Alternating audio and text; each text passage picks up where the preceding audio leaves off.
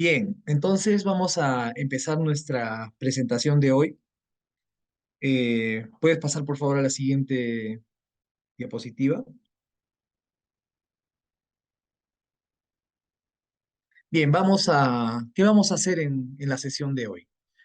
Vamos a tener o abordar algunas consideraciones previas, tomando en cuenta además lo conversado en la sesión pasada. Como recordarán, en la sesión pasada abordamos algunos conceptos que nos pueden ayudar a pensar el sistema político, el marco en el cual vamos a desarrollar nuestra incidencia política.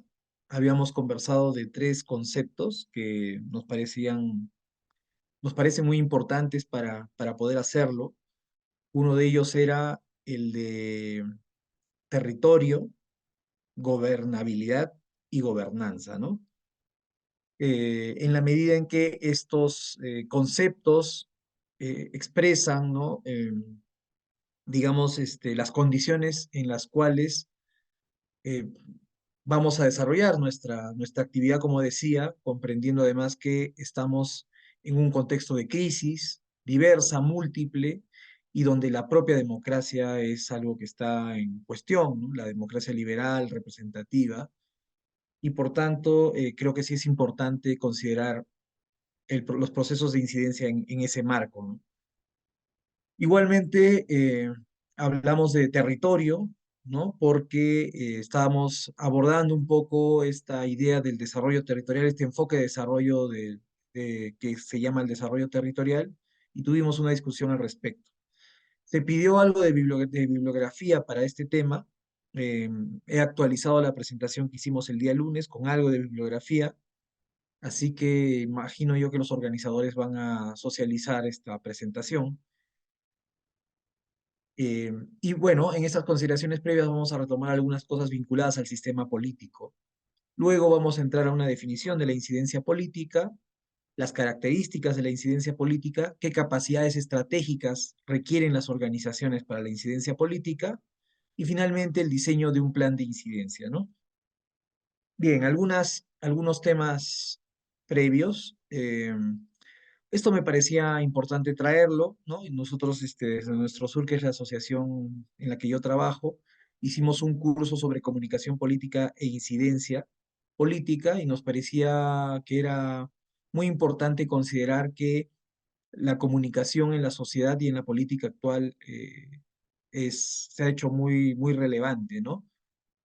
Los medios de masas, las redes sociales en las dinámicas políticas se han hecho muy importantes y para poder considerar nuestras estrategias de incidencia política es fundamental, ¿no? Tomar en cuenta este peso que ha adquirido la comunicación, que no siempre ha tenido este peso que tiene ahora, es un peso mucho mayor, y donde, por ejemplo, los estudios de percepción y sondeo se han hecho muy importantes, hay una mediatización de la política, hay una personalización de la política también, y la búsqueda de la adhesión, de la legitimidad, de la hegemonía y la gobernabilidad a través de la comunicación también se ha vuelto muy relevante en esta disputa por percepciones, ¿no? de la realidad y del poder. La ciudadanía crecientemente se ha ido convirtiendo en una audiencia y ha ido tomando mucha importancia la comunicación política. Sin embargo, esto también nos puede llevar a soslayar otro elemento que, como vamos a ver más adelante, es muy importante, que es el de la movilización social, ¿no? Avanzamos, Gerardo. Claro, esta consideración previa también me parece importante. Recuerden ustedes que cuando hablamos del territorio hablábamos de múltiples actores que tenían distintos intereses y por tanto lo que se hacía con el territorio, las características, el peso, los vectores, se decía en la reunión pasada, toman más fuerza, los vectores sean económicos, sean culturales, sociales o políticos, institucionales pueden tener más fuerza de acuerdo a la realidad de poder, ¿no? Porque el tema de la incidencia política es parte de una negociación de poder, ¿no? Eso también es importante tomarlo en cuenta y la reunión pasada hablamos del territorio, por tanto, pero también de los cambios que se producían a nivel global, que también es algo que debemos tomar en cuenta porque la incidencia se produce en el marco de una negociación de poder, ¿no? Que debe considerar estos aspectos. Entonces, eso era importante también tenerlo en cuenta. Vamos a la tercera diapositiva. Ya, y está este esquemita que me parece bien interesante, el sistema político, donde el sistema político, los partidos, ¿no? Aparecen como espacios de intermediación política, ¿no? Que deberían, los partidos, pero también las instituciones, que deberían tramitar las demandas sociales, ¿no? Y que luego deben convertirse en decisiones o políticas, ¿no? Entonces ahí vemos cómo este sistema político, ¿no? Además está compuesto por unas audiencias, que son estas demandas sociales o que son expresadas por determinados sectores o audiencias de la sociedad que pueden dar o no su apoyo, ¿no? Donde los medios, el medio ambiente en el que se desenvuelve este sistema político se hace fundamental, donde los medios de comunicación son importantes, donde es importante considerar la esfera pública, ¿no? Es decir, los lugares donde se produce el diálogo, donde se produce el debate público, que pueden ser no solamente los espacios institucionales, sino la calle y también lo que se llama la opinión pública, ¿no? Que también está en disputa y en la que tienen presencia los grandes medios, pero también la acción de los distintos actores que también desarrollan sus propias estrategias políticas, ¿no? En fin, entonces sí me parece que es importante también tomar en cuenta, ¿no? Esta idea del sistema político y cómo funcionan las demandas que pasan por las instituciones donde se toman decisiones políticas y en medio de una dinámica donde esta esfera pública cobra una importancia porque como veíamos, ¿no? La gobernabilidad requiere de una legitimación de estas decisiones políticas y en el marco de la gobernanza, más bien entendemos esta complejidad que implica el sistema político, donde no solamente hay unas demandas que son tramitadas por las instituciones, ¿no? Sino que crecientemente audiencias o la sociedad también se va haciendo partícipe y va presionando para conseguir determinados objetivos, resolver determinados problemas, ¿no? E incidir en las decisiones políticas. Y entonces aquí empezamos ya con las definiciones, ¿no? Y decíamos esto del poder porque la incidencia política tiene que ver con nuestra idea de lo que es la democracia, de lo que es la participación y con las características del sistema político y de cómo se organiza el poder. En esa medida hay múltiples acepciones sobre la incidencia política, ¿no? Y que consiste, por ejemplo, en hablar por los que no tienen voz, ¿no? Es decir, la incidencia política puede hacerse a través de representar a un sector social, ¿no? Asumimos nosotros las instituciones que van a hacer estos procesos de incidencia, la representación de determinados sectores que no logran obtener una representación a través de los partidos políticos cada vez más en crisis, ¿no? Y que no logran representar sus intereses. Entonces, una forma de incidir puede verse como una representación.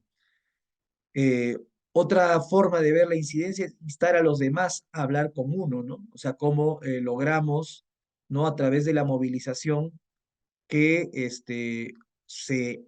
digamos, quienes toman las decisiones hablen con uno, ¿no? O respaldar a los que no tienen voz para que hablen por sí mismos, ¿no? Es una manera también de movilizar, de promover que la ciudadanía participe y logre tener una voz, ¿no? En todos los casos, se trata de influir en la definición de las políticas públicas. Ese es el sentido de la incidencia. Avanzamos, por favor, Gerardo.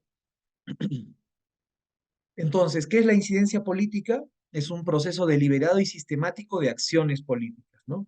Es decir, que implican conscientemente identificar problemas y actuar de manera sistemática a través de estrategias para y que se convierten en acciones políticas. ¿Para qué? Para influir y lograr decisiones políticas. Esa es la idea de la incidencia política.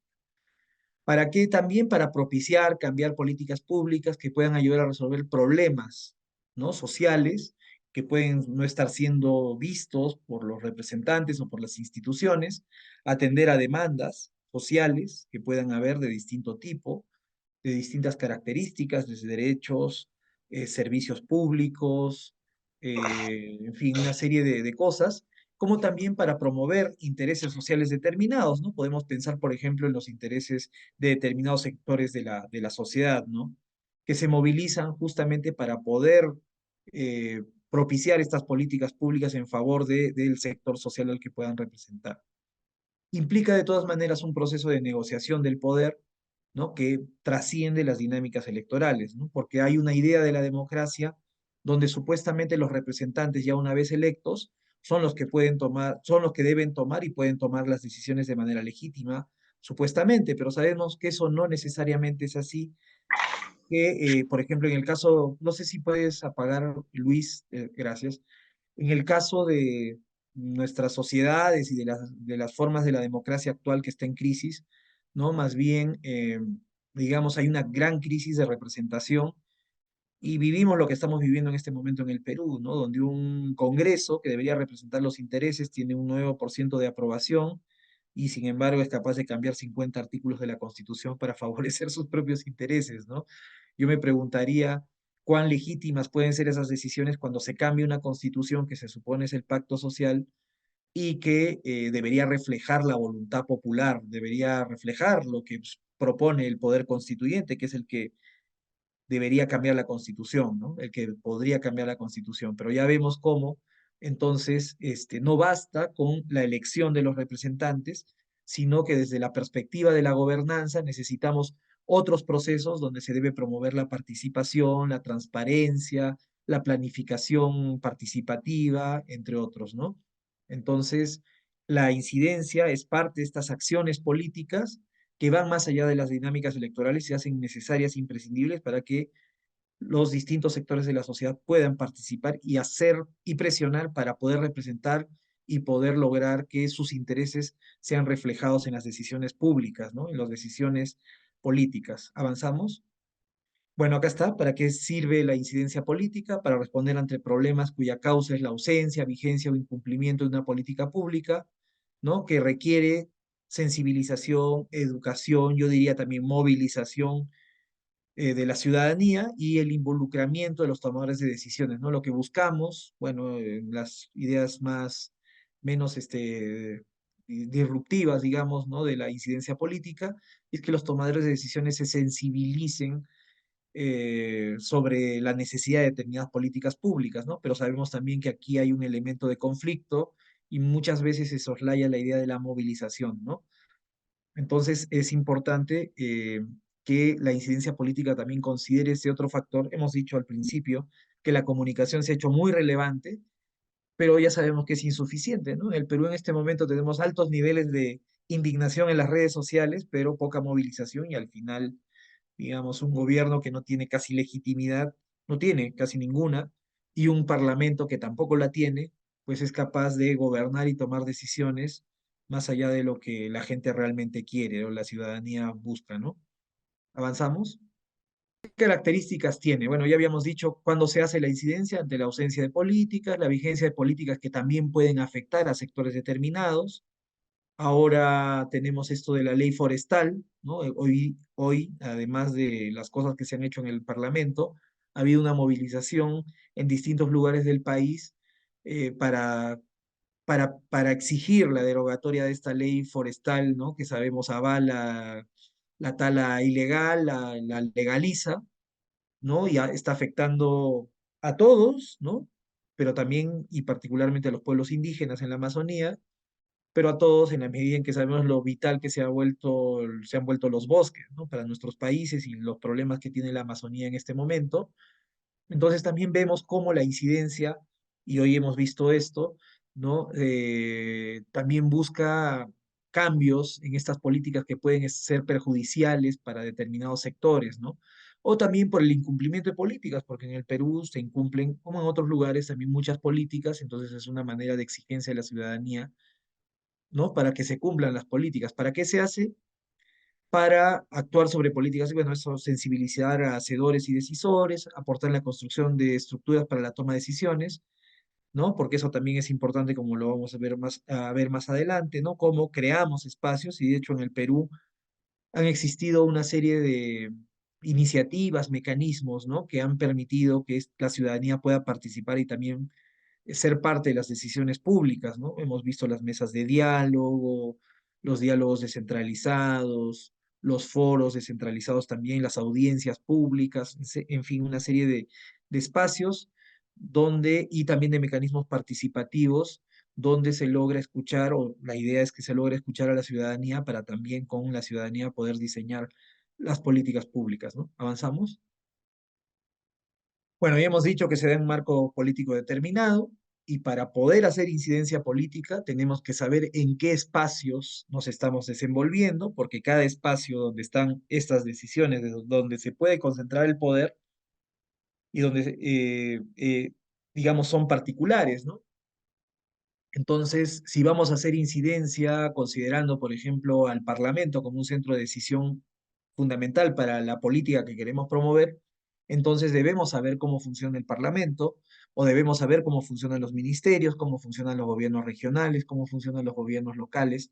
Entonces es importante, por eso, conocer cómo funciona nuestro sistema político, qué derechos tenemos también, cómo funcionan las instituciones, a los actores, a los aliados, a los medios, ¿no? Se debe considerar la configuración del poder a nivel nacional, regional y local, ¿no? Porque sabemos que cada nivel de gobierno tiene sus propias atribuciones. Entonces, si vamos a pelear por una política que se desarrolla desde el ámbito local y que concierne principalmente al ámbito local, obviamente vamos a darle un peso mayor a esto, pero sabemos también cuán articulado esto pueda estar a las políticas regionales o a las políticas nacionales, ¿no? Eso también es fundamental, pero no solo estamos pensando además en las instituciones, eh, en las instituciones estatales, ¿no? Podemos pensar también en espacios que no necesariamente son tan visibles, ¿no? Yo conocí el caso de varias comunidades indígenas que para poder luchar contra la contaminación que producían empresas extractivas canadienses, ¿no? Viajaban más bien a Canadá, ¿no? Y hacían una campaña de incidencia en Canadá para poder justamente impedir que se siga contaminando o cambiar las reglas y exigencias ambientales que tenían estas empresas que tenían capitales canadienses. Y entonces, en gran medida, eh, hacían su incidencia no en el Perú, sino en otro lugar, ¿no? Y eso no es tan visible, no es tan claro para muchos sectores de la ciudadanía. Entonces, eso también es algo que debemos tomar en cuenta en un contexto donde hay poderes transnacionalizados también, ¿no? La configuración del poder que se quiere construir es importante también tomar en cuenta, ¿no? Muchas veces quienes participan de estas estrategias de incidencia política, quienes se organizan para esto, quieren construir formas de democracia más participativa, involucrar a los ciudadanos y ciudadanas en esto. Entonces, sí implica pues una idea del poder que queremos y cómo vamos a construir una cultura política, ¿no? Es importante tener una idea de cómo se toman las decisiones, por supuesto, y debemos considerar la esfera pública no estatal, ¿no? Como los medios de comunicación, como ya les dije, que han cobrado una gran importancia, las redes, la opinión pública y otros. Avanzamos, por favor. Ya, y bueno, como les digo, ¿no? Va de la mano con una concepción de la ciudadanía, ¿no? ¿Cómo nos vemos los ciudadanos? Si los ciudadanos nos vemos, o sea, que para ejercer realmente la ciudadanía tenemos que ser partícipes, activos, tenemos que proponer cosas, ¿no? Nos vamos a comprometer más con procesos de incidencia política, ¿no? Porque además queremos luchar contra las causas de los problemas sociales y para esto, y eso es una de las cosas que se planteaba también, se plantea en este curso, ¿no? Es muy importante construir organizaciones, ¿no? Porque cómo podemos presionar, movilizar, hacernos conscientes y partícipes si no es a través de las organizaciones, y estas organizaciones deben ser fuertes y democráticas, ¿no? Y un contexto como el que nos estamos encontrando ahora, ¿no? Donde los medios han cobrado mucha fuerza y donde más bien se exacerba el individualismo, lo que vemos es un debilitamiento de las organizaciones sociales y por tanto una pérdida de capacidad para presionar en función de tomar determinadas decisiones políticas, ¿no? Necesitamos para los procesos de incidencia trabajar en espacios políticos, ¿no? Y económicos, así también como actores que tengan influencia en la toma de decisiones. A esto es a lo que llamamos incidencia política. ¿Avanzamos? Bien, ¿quiénes participan de los procesos de incidencia política, no?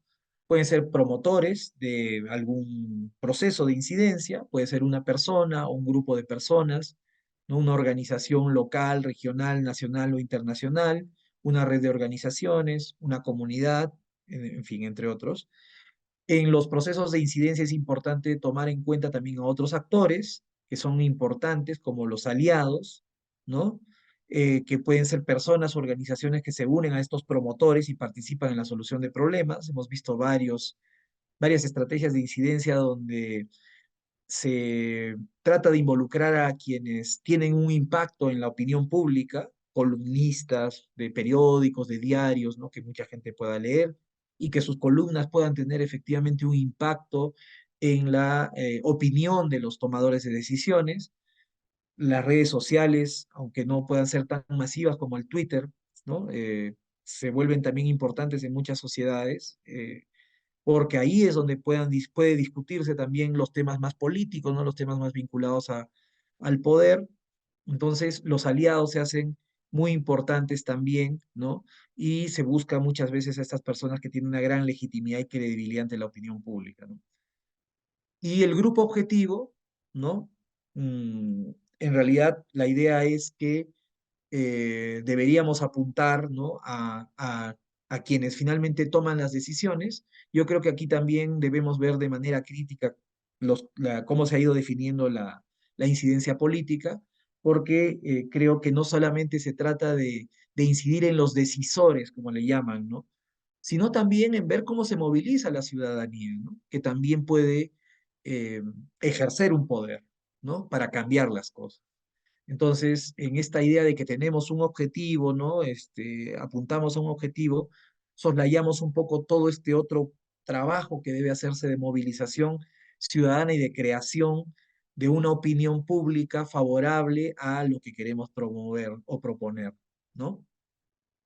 Eh, entonces, por eso es importante también considerar que el grupo objetivo no solamente es el decisor, sino también el grupo de personas que pueden influenciar y presionar en quienes toman esas decisiones políticas, ¿no? Y pueden ser pues autoridades también parlamentarias, judiciales, autoridades regionales y locales, entre otras. Avanzamos y también organizaciones sociales, ¿no?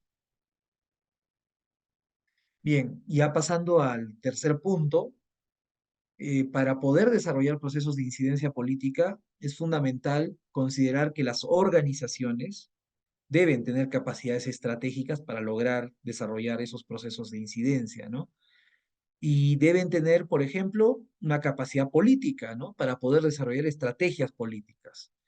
Y para ello, ¿qué cosas deberíamos considerar en los procesos de incidencia? Que una organización debe tener información suficiente sobre cómo se toman las decisiones de las políticas, ¿no? Cómo se toman las decisiones políticas, cómo funciona el poder, ya lo hemos dicho de alguna manera, ¿no? ¿Quiénes toman las decisiones? ¿Cuándo se toman las decisiones? ¿En qué esferas se toman? Esto es algo que tiene que tener como capacidad cualquier organización que quiera desarrollar procesos de incidencia política. Esta idea del cabildeo, del lobby político también es importante, ¿no? Cómo nos acercamos a determinados actores para poder promover nuestra causa, ¿no? Bueno, aquí tiene mala fama la idea del lobby, ¿no? Pero en otros lugares hay una regulación de los lobbies, ¿no? De esta capacidad de ser atendido por quien se supone es tu representante, ¿no? Y explicarle, exponerle las causas y los problemas que pueda tener el grupo a los que queremos cuyos intereses queremos representar, ¿no? Y eso funciona también en el Perú, ¿no? Solamente que el monopolio lo suelen tener los grandes grupos de poder, los estudios de abogados que además meten leyes completas al Parlamento, ¿no? Y no nuestros sectores que no difícilmente, digamos, logran hacerse escuchar, pero esta es una capacidad que debemos tener como organización también para hacernos escuchar, ¿no? Para ver cómo llevamos nuestras propuestas, cómo hacemos que lleguen a determinados sectores, a determinadas autoridades, a determinadas instituciones, ¿no? Eh, Para un proceso de incidencia política es también fundamental tener capacidad de elaborar propuestas políticas, ¿no? En el caso de las leyes, tenemos que ser capaces de elaborar propuestas de ley, propuestas de política, en fin, iniciativas diversas. Debemos tener esas capacidades también. Y por supuesto, esta capacidad que a mí me parece central, que le he visto que se usa mucho que se tiene que usar de todas maneras es la capacidad de movilizar y de construir alianzas, ¿no? De formar plataformas, de articular actores que apunten a lograr los mismos objetivos. Eso es muy, muy importante en la experiencia concreta, ¿no? Ahora, también es importante que las organizaciones tengan capacidades estratégicas educativas, es decir, capacidad de desarrollar estrategias pedagógicas, cómo explicar, cómo sensibilizar a la ciudadanía, cómo hacer llegar nuestro mensaje y nuestra propuesta para que esa opinión pública sea favorable y para que nuestra causa tenga una percepción favorable, ¿no? Necesitamos tener también, por tanto, ¿no? Información, un diagnóstico sobre las concepciones, percepciones y prácticas de los sectores en los cuales queremos desarrollar acciones de sensibilización, ¿no? Es importante la cultura, es importante lo que piensa la gente, es importante, por tanto, siempre considerar, ¿no? Los sondeos de opinión pública, ¿no? Cuáles son los valores que movilizan a la ciudadanía, ¿no? Y pueden ser usados en un sentido o en otro, ¿no? Entonces, eso también es importante porque a partir de ello es que vamos a tener una base sobre la cual vamos a desarrollar nuestras acciones educativas para poder conseguir el conocimiento de lo que queremos proponer, la sensibilización frente a lo que queremos proponer y una percepción favorable que permita pues que más sectores se movilicen, ¿no? Y, por supuesto, capacidades comunicacionales que, como les decía, se han hecho cada vez más fundamentales. Tenemos que conocer cómo se mueven los medios de comunicación, cómo funcionan, cómo llegar a ellos, cómo escogemos al público al que queremos sensibilizar o al sector al que queremos incidir. Recuerdo mucho una campaña que se hizo en defensa del Valle de Tambo Grande, ¿no? En Piura, cuando se buscó ligar, ¿no? Esto que aparentemente era algo tan lejano como la actividad minera extractiva en esa zona y que iba a afectar a los limones, la producción de limones, ¿no? Además, en nuestro país tienen características especiales y sirven para hacer nuestro ceviche, ¿no? Entonces, recuerdo mucho unos afiches que trataban de sensibilizar a partir de esto, ¿no? Si el valle, si Tambo Grande desaparece como productor de limones, nos vamos a quedar sin ceviche. Entonces, esas acciones, esas campañas, ¿no? Son muy importantes, estaban orientadas a los sectores ciudadanos más amplios, ¿no? Para presionar en torno a una causa y hay que saber escoger a esos públicos para poder justamente sensibilizar o incidir en lo que queremos, ¿no? Es importante tener capacidades técnicas para producir mensajes, ¿no? Como el que les acabo de decir, ¿no? Si no hay, si se acaba el maya del tambo grande, no, se acaba el ceviche, ¿no? Cómo vamos a usar los medios, que también es importante, ¿no? Y tener, por supuesto, una estrategia de relacionamiento con los actores de los medios, ¿no? Y también conocer cómo ahora, sobre todo, funcionan las redes sociales, ¿no? Hay redes sociales que están con más vigencia. Ahora el TikTok antes no necesariamente lo tenía tanta vigencia. En el caso peruano, el Facebook es muy, muy importante, ¿no? Cómo se produce ahí también elementos que permitan llegar a la ciudadanía es muy, muy importante, ¿no? Cómo los sectores que no necesariamente están involucrados toman postura, toman posición por una determinada causa, sí puede tener un impacto en cómo finalmente se toman determinadas decisiones, ¿no? Entonces también necesitamos conocer cómo funcionan las redes, ¿no? Eso es también muy importante. Avanzamos, Gerardo. Tal vez también sobre lo que estamos entendiendo por incidencia política, ¿no? En qué marco se da, por qué se hace importante. Creo que debemos reflexionar sobre ello, ¿no? Qué importancia tiene la incidencia política en una sociedad más compleja, como veíamos en la charla anterior, en la conversación anterior que tuvimos, ¿no? Ahora las sociedades son mucho más complejas, hay muchos más actores, hay mucho ruido, ¿no? Y en medio de ese ruido hay distintos intereses sociales que buscan incidir, ¿no? En las autoridades, en las tomas de decisiones e involucrar a la ciudadanía para que se ponga a favor de su causa, ¿no? Eh, Hemos visto disputas de estas en el caso de y ahora que se acerca el Día Internacional de la Mujer, ¿no? Por ejemplo, todo este tema del enfoque de género. En un momento, las luchas de las mujeres, hubo una sensibilización, ¿no? Con Ni Una Menos, ¿no? Que fue muy importante, ¿no? Generó una gran movilización, se tomó conciencia de lo que implicaba el machismo en los crímenes que hay contra las mujeres, y hemos visto una contracampaña muy sostenida en los últimos años donde se pone en el centro la idea de la familia, ¿no? Y claro, ¿quién se va a oponer a la familia? A los niños, con mis hijos no te metas, ¿no? Entonces se contrarrestaron estas campañas y ahí vemos cómo va funcionando desde la sociedad misma, ¿no? Estas dinámicas políticas que son cada vez más importantes, ¿no? Y efectivamente las sociedades están cada vez más despolitizadas y muchas veces opinamos más desde las redes, digamos, ¿no? Y podemos tener mucha indignación, pero ya no creemos pues que las cosas pueden cambiar, ¿no? Álvaro, Entonces, gente hay se tres resigna. Sí, intervenciones. sí, Lorgio, ¿no? Uno es Lorgio, pero hay dos preguntas que también están Ya, sí, sí, sí. para poder leértelas y de ese modo ir Ya, sí, respondiendo sí. como una primera Ya, ronda. bacán. Entonces, la primera pregunta es de Wilder, Esplana y Sarra, es ¿cuál es la estrategia política en el marco de la incidencia para derogar leyes inconstitucionales? Esa es Ujú. la primera. La segunda pregunta de anónimo participante es ¿cuándo se precisan gestiones para el cambio de políticas en los gobiernos comunitarios? ¿También se considera incidencia política? Y la En los tercera es la intervención del compañero Lorgiu que está solicitando la palabra. Ya, esa última no la entendí, la que dijiste, los gobiernos comunitarios, no la entendí muy bien. ¿Cuándo se precisan gestiones para el cambio de políticas en los gobiernos comunitarios? ¿También se considera incidencia política? Voy a copiar la pregunta para Ya, que esté bacán. en el Sí, chat. porque no la veo. Ok, ok. Estimado Lorgio, le damos el pase. Gracias. Buenas noches con todos y todas. Tengo dos, ¿ya? Dos preguntas. Una, ¿cuál es la diferencia entre incidencia política y presión social? ¿Ya? Y dos, si conoces ya experiencias sistematizadas, ¿no? O alguna bibliografía en relación a incidencia política, ¿no? Como para poder también revisar. Gracias. Ujú. Ok, gracias, Lorgio.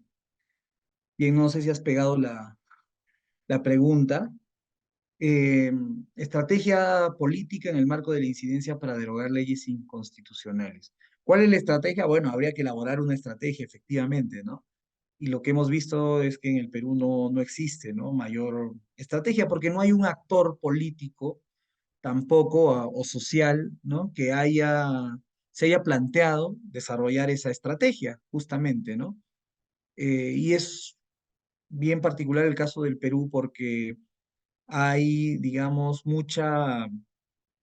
hay una opinión pública favorable a un cambio en la Constitución y de rechazo, digamos, a lo que se viene haciendo desde el poder, ¿no? Pero no hay un actor social, político, que se haya planteado hacer, creo que, bueno, la incidencia política principalmente viene de la sociedad, ¿no? No se ha planteado, pues, desarrollar una estrategia, pero se podrían hacer, por supuesto, muchísimas cosas justamente a partir de la movilización, a partir de la construcción de una coalición, de una plataforma, ¿no? Que levante, digamos, por ejemplo, la lucha contra las leyes inconstitucionales, ¿no?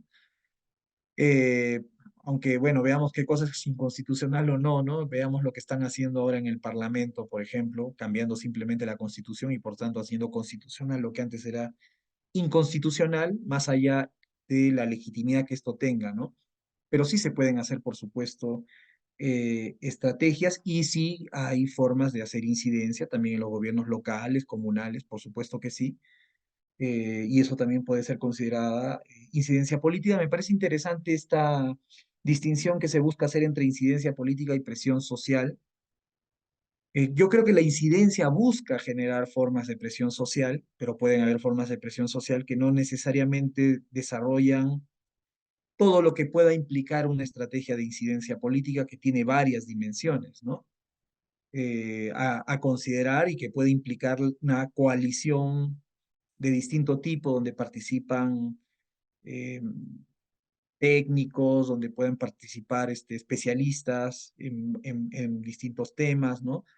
Y donde se puede sumar a determinados líderes de opinión pública, pero digamos que la presión social efectivamente puede ser parte de una estrategia de incidencia política, ¿no? Habría que definir ahí bien qué cosa es la presión social, ¿no? Porque eso suena bastante amplio, pero la incidencia política podría también hacerse sin la necesidad de la presión, ¿no? O sea, podrías ocurrir que un grupo determinado de ciudadanos, ¿no? Identifica un problema, sensibiliza a la autoridad y la autoridad dice, oye, tienen razón, y no tendría que haber presión social. Pero en sistemas políticos cerrados como el peruano y con una crisis de representación tan fuerte, pues generalmente son más bien las iniciativas de- que se basan principalmente en la confrontación, ¿no? Las que logran objetivos. En el Perú vemos la cantidad de estallidos sociales que hay, por ejemplo, pero una dificultad por traducir esas demandas en propuestas concretas, ¿no? Que no las hay, ¿no? En articularlas en plataformas que puedan movilizar a otros sectores de la sociedad a pesar de que, digamos, afecta lo que hace o no se hace con determinadas decisiones, ¿no? Me pongo a pensar, por ejemplo, en el gasoducto del sur. Voy a volver un poco a los ejemplos del sur, ¿no? En teoría, según la mayoría de técnicos, de economistas, ¿no? El gasoducto del sur es una oportunidad de desarrollo para el sur del Perú, porque podría permitir la industrialización, el acceso a combustible barato y más ecológico, en fin, podría tener una serie de efectos positivos en los territorios que están en la zona, ¿no? Del gasoducto y en el sur del Perú en general. Sin embargo, no hay ningún nivel de movilización en torno a este tema, ¿no? Entonces eso es algo que nos debe, digamos, llamar la atención, ¿no? No había una capacidad de proponer, de movilizar, de sensibilizar a la gente en torno a esto, ¿no? Sino más bien lo que vemos es cómo ese gas se vende muy barato para que otros afuera lo vendan a un precio mucho más caro, ¿no? Y nada, se queda en el Perú y se va afuera. Entonces, la incidencia pues implica otros elementos que no solamente tienen que ver con la movilización y con la presión, ¿no? Y como les digo, ¿no? Podría existir efectivamente también, eh, no necesariamente implican procesos contenciosos, llámalo de alguna forma, ¿no? Podrían existir casos en los cuales sí se logra la sensibilización de quienes toman las decisiones o se acepta efectivamente que hay temas que no se han considerado y que debían ser considerados, ¿no? Y no han requerido de una dinámica contenciosa necesariamente, ¿no? En la política. Eso es lo que podríamos decir, Lord. Profesor, Ahora, ¿ah? Álvaro, yo tendría una pregunta, ¿no? Los maximalismos de parte de sujetos políticos organizados, tipo que se vayan todos. Bueno, no sé a qué le llamas maximalista, pero yo creo que mucho depende de la correlación de fuerzas. Son considerados objetivos dentro. Se acortó tu comunicación, Gerardo. Estás con el micro apagado.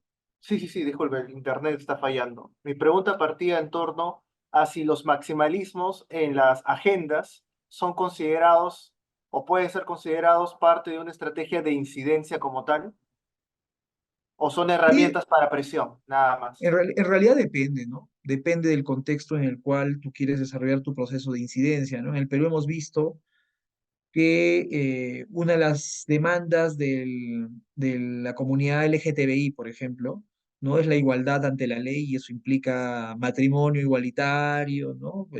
Con todos los derechos que genera el contrato matrimonial. Entonces, puede ser que una sociedad conservadora como la peruana haya gente que diga, no, el matrimonio es solamente entre hombre y mujer, no, no sé de dónde sale eso, es una concepción religiosa en realidad, o tradicional, cultural, que tiene tanto peso que efectivamente, digamos, ese maximalismo no va a lograr los objetivos que se está planteando porque no está entendiendo el contexto cultural o no ha logrado transformar el sentido común, no ha intervenido, no ha hecho campañas, no ha incidido en cambiar el sentido común y lograr que sectores determinados pues se sumen a la causa de este colectivo, ¿no? Entonces, bueno, se opta por otro tipo de estrategias, ¿no? Y había una época en la que se planteaba la idea de la unión civil, ¿no? Que es un paso, digamos, para que se reconozcan los derechos de estas personas, ¿no? Entonces, todo depende de los contextos también en los que nos desenvolvemos, ¿no? Muchos pueden plantear que ya no haya minería en el Perú, ¿no? Pero eso tiene, más allá de que pueda tener puede expresar una apuesta justa por todos los estragos que puede haber generado la minería en términos ambientales, pero hay otros sectores que, digamos, consideran que no es posible tampoco pensar un modelo de desarrollo si no consideras la actividad minera, ¿no? Y hay mucha ciudad, mucha población involucrada en esto, en fin, ¿no? Entonces, yo creo que eso obliga a que determinadas causas, ¿no? Reenfoquen, replanteen cómo avanzar hacia el logro de sus agendas, de sus banderas, ¿no? Eh, entonces, puede haber causas maximalistas que logren sus objetivos o que planteen todo, ¿no? De manera muy disruptiva y lograr impactar en la ciudadanía y que la ciudadanía diga, oye, sí, ¿no? O sea, es una causa justa, como puede haber que efectivamente más bien se apelen a metas, ¿no? Más alcanzables de acuerdo a la sociedad en la que te desenvuelves y vayas avanzando en el logro de tus derechos, en la conquista de tus derechos, ¿no? ¿Qué es maximalista? Bueno, eso es algo que habría que discutir, ¿no? Eso, Gerardo. Ya, y bueno, entonces, ¿qué sería un plan de incidencia, no? Porque la idea es hablar también de planificación. ¿Y qué cosa es un plan? Pues es una guía para la acción, es un conjunto de estrategias, de pasos, de acciones que vamos dando para conseguir determinados objetivos, ¿no? Y un plan de incidencia, que es lo que ahora vamos a abordar, justamente lo que busca es eso, ¿no? Es guiarnos para poder conseguir, para desarrollar acciones y estrategias que nos ayuden a conseguir determinados objetivos, donde debemos considerar además los recursos, que eso implica también, porque toda acción de incidencia tiene un costo, ¿no? De distinto tipo, no solamente económico, sino también de tiempo, y las comunidades, las instituciones sociales, ¿no? Pueden no necesariamente tienen recursos económicos, pero pueden tener recursos humanos, ¿no? Que pueden movilizar para poder lograr estos objetivos. Entonces, ese también es un elemento muy importante. Entonces, de lo que se trata es de guiar la acción, eso es lo que logra un plan. Focalizar fuerzas, porque si tenemos una lectura adecuada del escenario en el que nos vamos a desenvolver para obtener determinados objetivos, entonces vamos a poder dirigir y orientar nuestras energías a lo que va a rendir frutos, ¿no? Hay cosas que pueden no rendir frutos y bueno, terminan siendo muy costosas y es una pérdida de tiempo. Si tenemos un buen plan, si identificamos bien cómo funcionan los actores, si identificamos bien cuál es la correlación de fuerzas, es decir, qué está a favor de nuestra causa y qué está en contra, quiénes hay que conquistar, a quiénes hay que ganar, o cómo podríamos conquistar y ganar también a los que se oponen, pero no saben por qué se oponen. El tema de la constitución que se ha puesto ahora, ¿no? Es un ejemplo.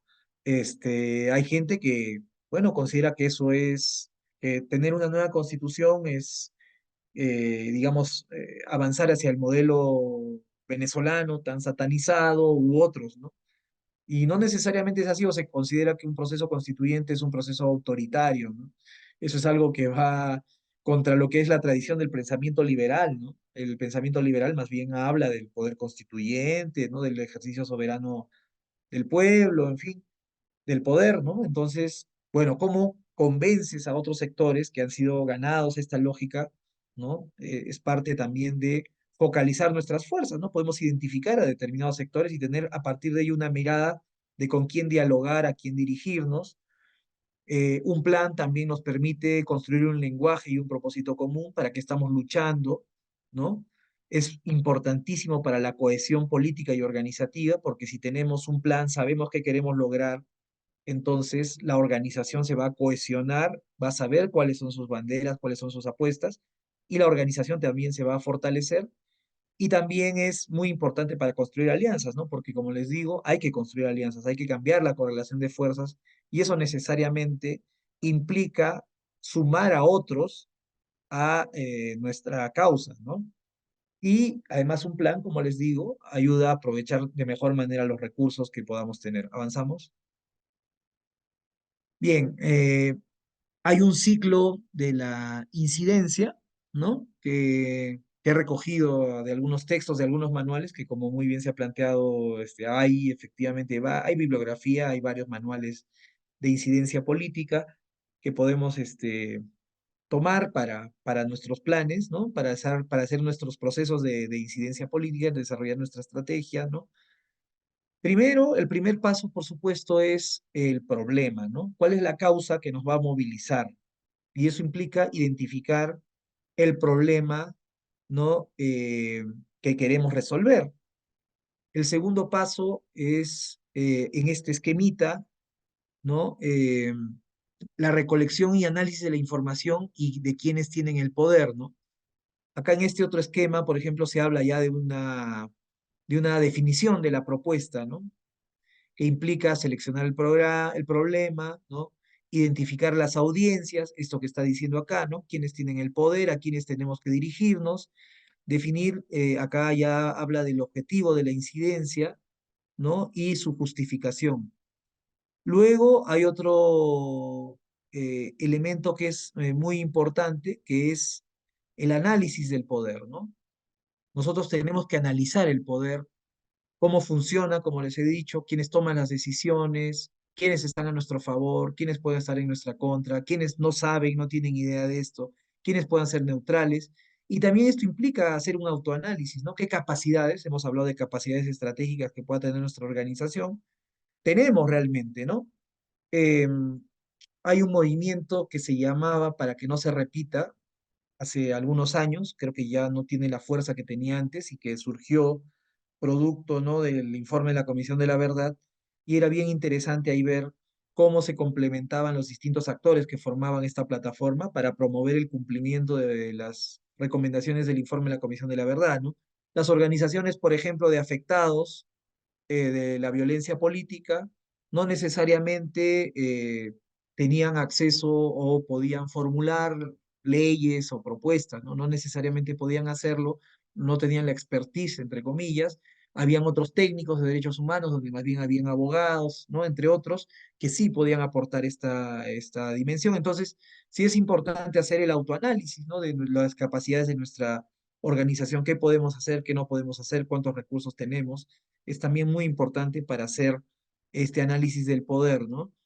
Luego viene el tema de la estrategia, ¿no? Para lograr el objetivo, ¿qué estrategias vamos a desarrollar? Habrán algunas estrategias de incidencia política donde efectivamente, como decía Lorgio, la presión social va a ser determinante. Otra puede ser que más bien en un nivel de expertos, ¿no? Nuestra organización pueda convencer a otros a través del cabildeo, ¿no? De ir a hablar con las autoridades de la justeza de nuestra causa. Entonces pueden haber múltiples estrategias, ¿no? Y esto también implica elaborar una serie de actividades, hacer un plan de actividades que nos permitan conseguir nuestros objetivos, ¿no? Desde una conferencia de prensa, una movilización, una campaña en redes. Ahora creo que hoy mismo había un tuitazo en la noche, ¿no? Para el tema de la ley forestal. Pues eso es parte de una estrategia de incidencia de algunos sectores que están preocupados por lo que está pasando en la Amazonía y cómo desde el Congreso se está avalando la destrucción de la Amazonía, ¿no? Y obviamente representando a intereses de economías ilegales, ¿no? Y finalmente, luego del desarrollo de estas estrategias y de estas actividades, por supuesto, viene una evaluación de lo que hemos logrado o no impactar y cambiar en nuestra estrategia, en la implementación de nuestra estrategia de incidencia política, ¿no? Entonces, es importante, ¿no? Que identifiquemos el problema, que tengamos una propuesta para responder sobre ese problema y lo que queremos lograr, ¿no? Y por tanto, cuál es el objetivo de nuestra incidencia en términos de una ley, de una política, ¿no es cierto?, de una iniciativa, y luego esta parte que es fundamental, que es el análisis del poder, que también se vuelve central, ¿no? Para poder definir bien. Y por supuesto, acá también la comprensión del sistema político en el que nos estamos desenvolviendo, en qué escala vamos a intervenir. Como les decía, hay casos en los cuales una comunidad indígena amazónica ha tenido que apelar a la opinión pública de un país, de otro país, para lograr sus objetivos. Eso puede ocurrir, ¿no? Y puede ocurrir también que una decisión pueda estar en manos de un alcalde, ¿no? Y se puede, digamos, trabajar a ese nivel, ¿no? Entonces es importante ver cómo funciona, cómo se toman las leyes, cómo se elaboran las leyes, ¿no? O las políticas, como decíamos. Existen una serie de mecanismos participativos que hoy han sido abandonados. Existen experiencias muy interesantes en otros países donde esos mecanismos participativos se han logrado, ¿no? Que la población pueda intervenir y desarrollar y participar de la definición de determinadas políticas, ¿no? Con financiamientos y todo.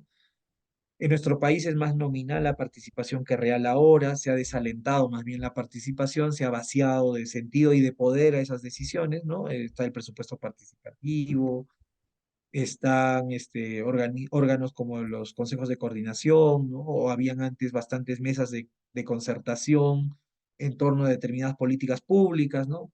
Está el Consejo Nacional del Trabajo, en fin, pero que cada vez más se han hecho irrelevantes en la medida en que el poder, quienes concentran el poder, pues han sido capaces de desdeñar y han apelado más bien a la represión más que al diálogo político y democrático, ¿no? Bien, avanzamos, Gerardo. Entonces aquí está, aquí podemos ver, ¿no? Qué dinámicas podemos desarrollar para identificar los problemas, ¿no? Esto hay en distintas guías de incidencia política.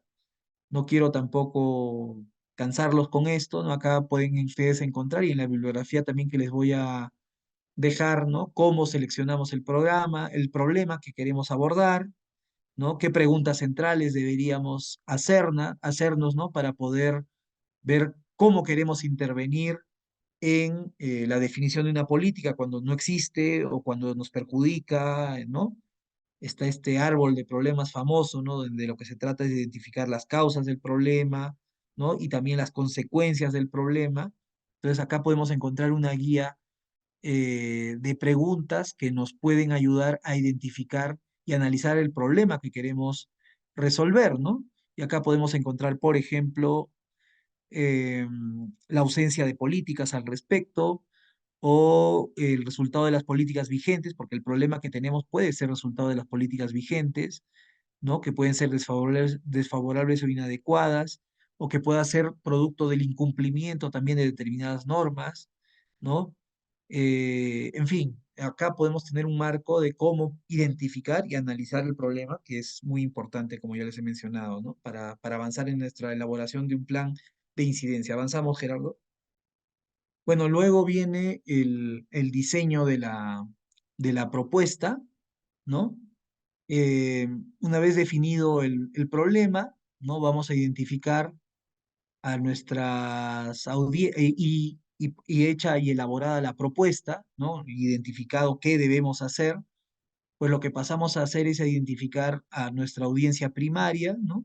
Al quien en última instancia toma la decisión, pero también hay una audiencia secundaria que puede influir, ¿no? En esa decisión.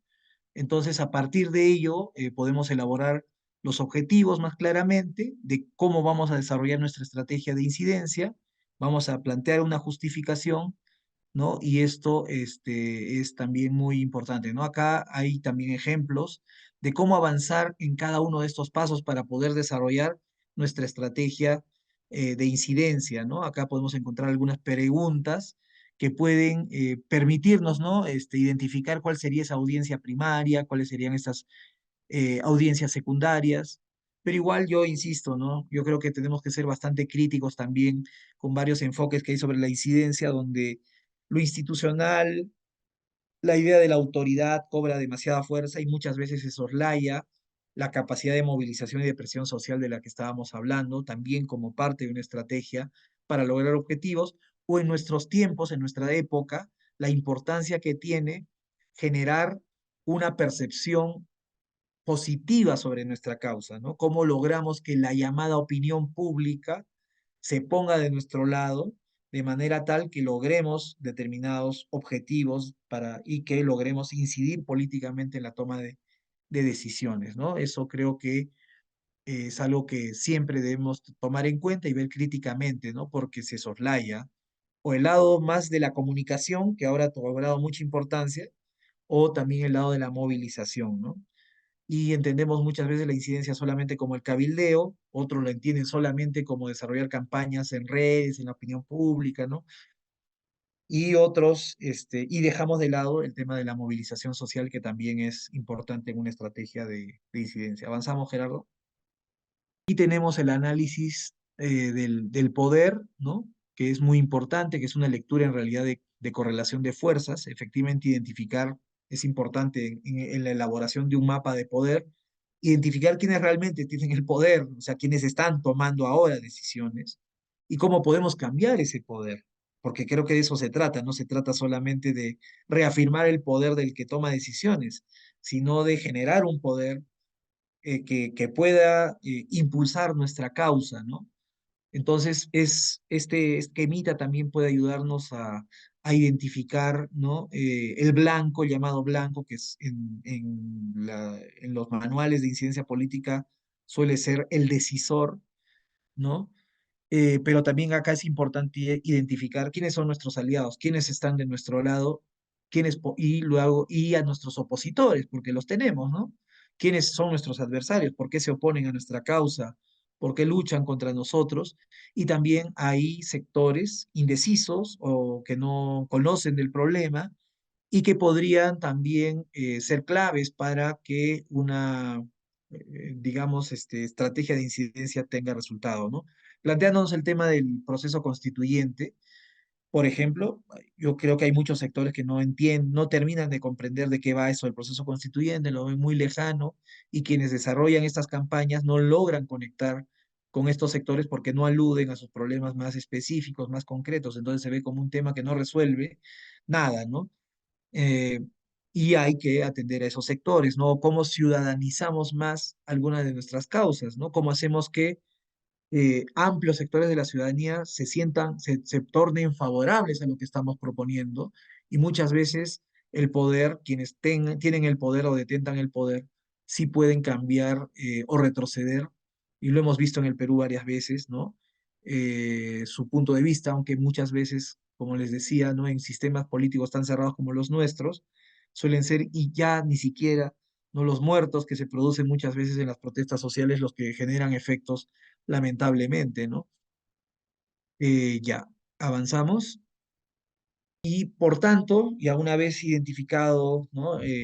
El problema, identificado el objetivo, elaborada nuestra propuesta y teniendo ya el mapa de poder, es otra parte de la elaboración de la formulación de nuestro plan, es la estrategia que vamos a, ¿no?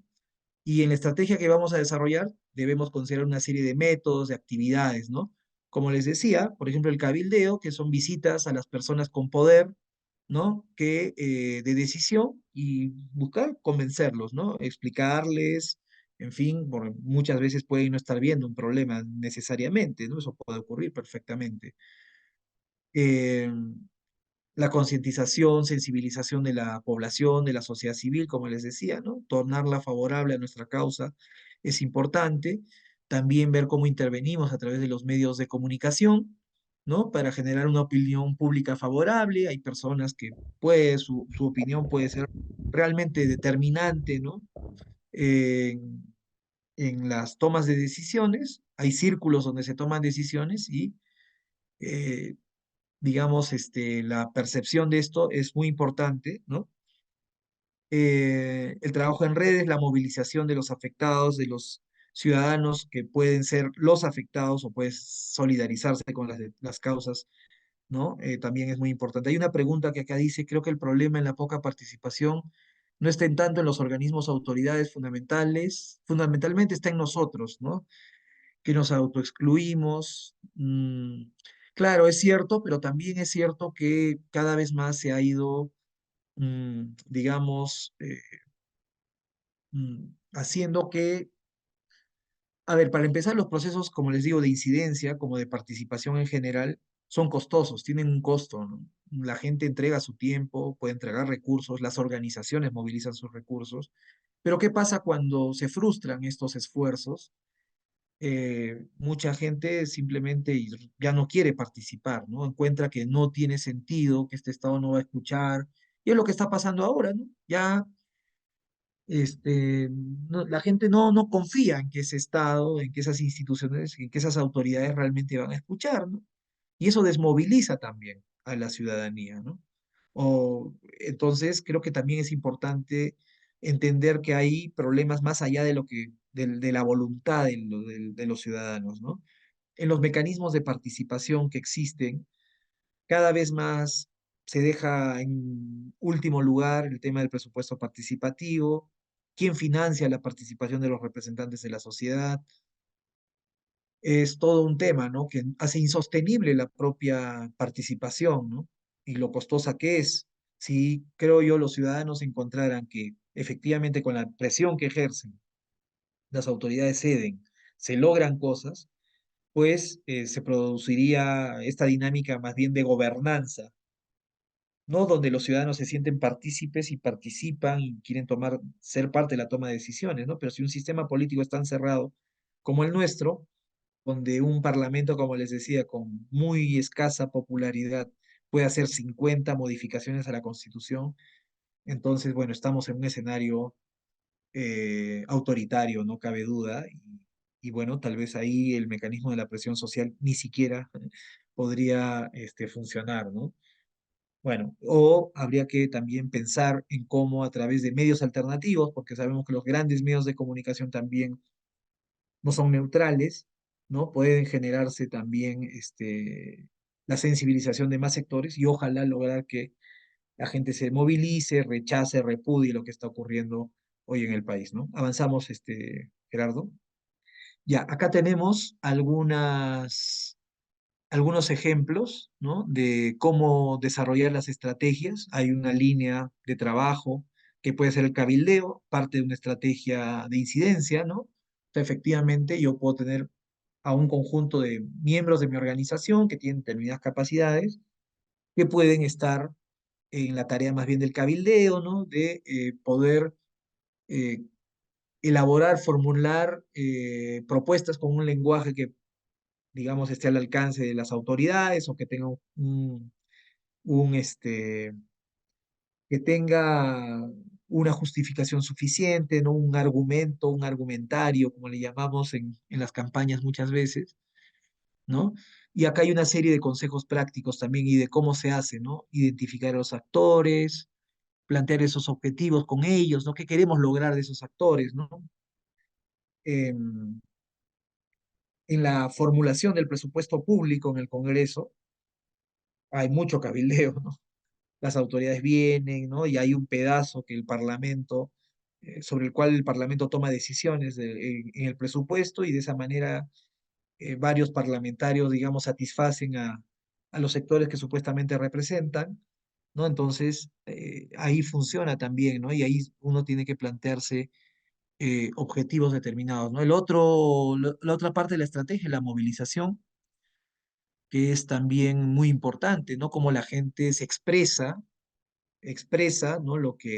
La causa por la cual está luchando, cómo presiona, se moviliza, hace visible las demandas de un sector social. Muchas veces eso implica eh, la movilización callejera, pero también implica ver cómo vamos construyendo redes, ¿no? Cómo vamos construyendo plataformas que también son importantes y cómo sumamos a otros a nuestra movilización. En este momento hay una propuesta para privatizar el agua. Y claro, nos han ido vendiendo que las empresas públicas son malas para gestionar en general cualquier servicio y se busca con eso la privatización, ¿no? Y se arma una coalición del otro lado entre trabajadores, se busca llegar a los ciudadanos para impedir la privatización y, por ejemplo, ojalá dar a conocer que en otros lugares se privatizó el agua y es muy desastrosa la gestión del sector privado.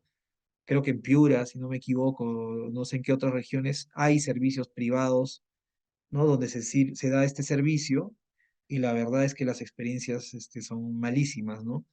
En fin, avanzamos. Bueno, está lo que les decía de la sensibilización, ¿no? Cómo y llegamos a que otros sectores entiendan nuestra causa, se sumen de alguna forma, ¿no? Eso es también fundamental en una estrategia, en el desarrollo de un plan de incidencia política, ¿no? Acá es importante considerar los medios que podemos desarrollar para esto, también los argumentos, cómo llegamos a la gran ciudadanía para explicarle por qué es necesaria una nueva constitución en el Perú, ¿no? Un constitucionalista desde su lenguaje especializado no necesariamente va a convencer a amplios sectores de la ciudadanía, pero podemos generar formas pedagógicas para que se entienda por qué sería necesaria una nueva constitución. Ese es un ejemplo, ¿no? Y podemos plantear varios otros ejemplos. Y están, por supuesto, la comunicación y los grandes medios, ¿no? Y hay que ver ahí también cómo estos medios son actores con poder, ¿no? Porque muchos de ellos son actores con poder y cómo nosotros podemos contrarrestar o incidir, ¿no? En esos medios también para que esos medios puedan llevar nuestra voz o amplificar nuestra voz, cosa que también es importante, o la voz de los que representamos, o de la voz a los que queremos que tengan más voz, ¿no? Eso es muy importante, ¿no? Y aquí la comunicación política es fundamental ahora, ¿no? Es cómo hacemos que el tema por el cual estamos luchando sea parte de la conversación de la gente, ¿no? Que los ciudadanos y ciudadanas hablen del tema, ¿no? Sea parte de que los conmueva, ¿no? Que, en fin, mientras está lo de la ley forestal, ¿no? Hemos visto que el problema en el Perú era Paolo Guerrero y supuestamente los problemas de seguridad que hay en Trujillo, ¿no? Ahí perdimos la batalla, los que estamos luchando contra estas leyes tremendas y terribles que hay en la Amazonía, ¿no? Pero a la vez no somos capaces de identificar que con el tema de la seguridad, de contrabando, ¿no? Se nos venden una serie de cosas y no queremos abordar nosotros este problema de la seguridad, que sí es un problema que está afectando también a los ciudadanos y ciudadanas de a pie, ¿no? Con las extorsiones, etcétera. Entonces, la comunicación tiene que ser capaz de ubicar el tema, nuestra causa, ¿no? En la agenda pública. Eso es importante, ¿no? Acá está el tema de la credibilidad, o sea, nuestra causa tiene que ser creíble y el grupo que la promueve también tiene que ser creíble. Cómo generamos corrientes de opinión, cómo involucramos a otros referentes de opinión pública, ¿no? Que pueden estar en los medios, que pueden ser intelectuales, pueden ser muchos otros sectores, columnistas, ¿no? De periódicos, en fin, ¿no? Y a partir de ello también ir generando una presión sobre las personas que toman decisiones, ¿no? Acá hay algunos ejemplos, creo que pueden servir también, pero en la bibliografía que les voy a dar, ahí pueden encontrar cosas más desarrolladas también, ¿no? Pero como verán, no es tan complicado tampoco. ¿Avanzamos? Ya estamos con lo de las redes, ¿no? Eh, bueno, ahora las web 2.0, ¿no? Combinan, o las tecnologías actuales combinan o tienen o están conformadas por dinámicas más bien interactivas, ¿no? Y se hacen muy importantes por eso. Entonces las redes también se han vuelto vitales, permiten conectarse con otras personas y organizaciones, ¿no? Colaborar entre personas y organizaciones, crear y compartir contenidos, ¿no? Encontrar, usar y organizar contenidos en las redes se han vuelto recursos fundamentales para poder también desarrollar nuestras campañas de incidencia política, ¿no? Y pueden existir redes que no tienen gran alcance como Twitter, pero donde los tomadores de decisiones o la gente que está en la discusión política pública pueden estar ahí presentes y puede funcionar también, ¿no? En fin, es cuestión de evaluar estas distintas oportunidades que nos dan las redes sociales para poder también desarrollar nuestras estrategias de incidencia y creo que hay que prestarles bastante atención, ¿no? Ya, en el diseño de nuestra estrategia, ¿cómo balanceamos que frente al efecto deseado hay diferentes segmentos sociales por edad o ideología y debo proponerlo de manera que genere la adhesión a efecto mínimo deseado y no aislarse para maximizar el objetivo, por maximizar. Ujú. Por supuesto, eso es parte de la evaluación justamente de nuestro mapa de poder, ¿no? Es importante considerar las razones por las cuales sectores sociales determinados podrían oponerse a nuestra causa, ¿no? Y eso es lo que nos va a permitir medir también nuestro objetivo, ¿no? Ver hasta dónde es posible llegar con nuestro objetivo. Hay quienes, por ejemplo, consideran que es a través del shock que uno puede lograr, digamos, sensibilizar a la ciudadanía, pero muchas veces ocurre que más bien se logra el efecto contrario, ¿no? Más bien se logra como el rechazo. Y yo creo que toda estrategia de incidencia política y toda estrategia política siempre va a tener que saber moverse entre estas iniciativas más disruptivas, que en muchos casos pueden tener efecto, efectivamente, ¿no? Y plantear cosas que la gente no veía y que le pueden llamar la atención y decir, oye, eso es cierto, ¿no? O sea, no estaba viéndolo yo desde ese lado, pero muchas veces también el abuso de este tipo de estrategias ha llevado a que la gente más bien eh, se ponga en contra nuestra y nosotros terminemos aislados, ¿no? Entonces, estas son definiciones estratégicas que debemos tomar cuando desarrollamos nuestros procesos de incidencia, ¿no? Y para ello necesitamos tener efectivamente capacidades de diagnóstico. O sea, debemos ser capaces de hacer diagnósticos y echar mano para ello, podemos echar mano para ello de las encuestas.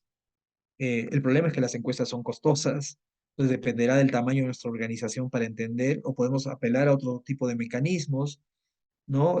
Ahora se pueden hacer hasta encuestas virtuales, focus groups, podemos hacer entrevistas, en fin, podemos hacer o utilizar una serie de mecanismos para tratar de hacer un diagnóstico de esas percepciones, ¿no? Para entender bien a quienes queremos llegar, para poder influenciar también a quienes se oponen a nosotros o poder contrarrestar sus argumentos y poder ganar a otros sectores que todavía no tienen definición. Entonces, pero eso requiere también de un análisis un poquito más fino, ¿no? Dependerá también de la escala, por supuesto, del proceso de incidencia, ¿no? Eso también es algo a considerar. Hay una serie de herramientas que podemos considerar para esto, pero creo que esto excede ya al curso que estamos realizando, que es apenas acercarnos, digamos, a estas herramientas.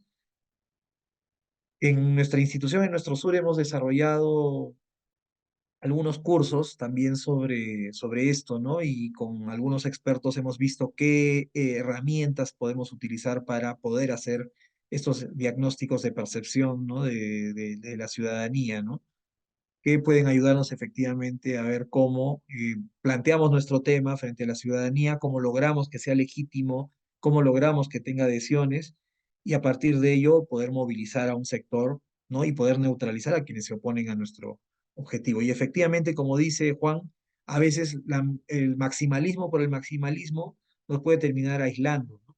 Y a veces podemos ser muy conservadores y por tanto no lograr tampoco nuestros objetivos porque no hemos sido capaces de poner los puntos sobre las íes. Dependerá mucho de las circunstancias y también de este diagnóstico que podamos hacer, ¿no? Bien, volvemos a la presentación. Ya para terminar, avanzamos, Gerardo. Bueno, acá he puesto un ejemplo de plan operativo, ¿no? En la estrategia, en las líneas de estrategia, por ejemplo, si yo quiero desarrollar cabildeo, pues veré qué actividades voy a desarrollar, quién es el responsable en la organización, qué implica eso en términos de recursos, cuándo se harían estas tareas, todo esto tiene que amarrarse en un plan operativo para poder desarrollar nuestro plan de incidencia. ¿Avanzamos? Y bueno, está lo de la evaluación y seguimiento, ¿no? Cómo podemos ver los resultados de lo que estamos desarrollando y evaluar sus efectos, ¿no? Si hemos conseguido o no hemos conseguido los objetivos que nos habíamos trazado. Pero bueno, esto se los voy a dejar, así que lo pueden chequear. Más bien yo quería mostrarles, avancemos una más, Gerardo. Ya, una experiencia, ¿no? Que creo que son importantes y que quisiera compartir una experiencia que yo tuve. Yo trabajaba en una plataforma de organizaciones de la sociedad civil y que estaban muy preocupadas por los conflictos, por el uso del territorio, ¿no? Y frente a esos conflictos, que sabemos en el Perú están muy extendidos, existe esta herramienta, esta política del ordenamiento territorial. Entonces, viendo la importancia de esto, lo que definimos entre varias organizaciones fue la construcción de una plataforma de organizaciones que justamente lo que busque es responder a este problema, ¿no? Es conflictividad por el uso del territorio, ¿no? Y que proponía como herramienta la política de ordenamiento territorial, ¿no? Entonces, eso fue lo que hicimos, se conformó una plataforma para el ordenamiento territorial y se identificó que podíamos intervenir y lograr esa política pública a través de la formulación de una política, ¿no? En el marco del acuerdo nacional, que en ese momento se puso como un escenario para discutir esto. Recordarán ustedes el gobierno de Ollanta Humala, hubo un momento en que hubo mucha conflictividad, ¿no? Y Humala, que había propuesto la ley de ordenamiento territorial, decidió dejar esto al acuerdo nacional, donde supuestamente un gran acuerdo, y con todos los actores íbamos a lograr que formulemos una política donde todos nos veamos reflejados, ¿no? Pero en realidad, la realidad era que lo que quería hacer era zafarse del problema, no hacer una ley, y bueno, quedar en una cosa abstracta como la política, que en el Perú además tiene muy poca tiene muy poco peso, ¿no? Se toma muy poco en cuenta. Hay una serie de políticas brillantes, excelentes, pero que no se traducen en políticas reales, ¿no? Pero bueno, nosotros en ese momento planteamos que había que hacer una política y una propuesta de ley de ordenamiento territorial y se hizo ambas cosas y con ambas herramientas, bueno, desarrollamos una serie de iniciativas, ¿no? Acá no está, pero por ejemplo hicimos, no, sí está, la prensa, hicimos conferencias de prensa, ¿no? Nos movimos en campañas en redes sociales, hicimos una serie de materiales educativos, ¿no? Para sensibilizar a la ciudadanía sobre el tema, talleres con autoridades donde concentrábamos a quienes sí estaban viendo estos temas vinculados al ordenamiento territorial como la zonificación ecológica y económica, gente muy interesada en el tema, ¿no? Y estos procesos de zonificación ecológica y económica en esa época los llevaba el MINAM, ¿no? Entonces, para nosotros era importante sensibilizar o encontrarnos con las autoridades que estaban impulsando esto, así como también con las organizaciones que estaban afectadas o que podría interesarles estos temas, ¿no?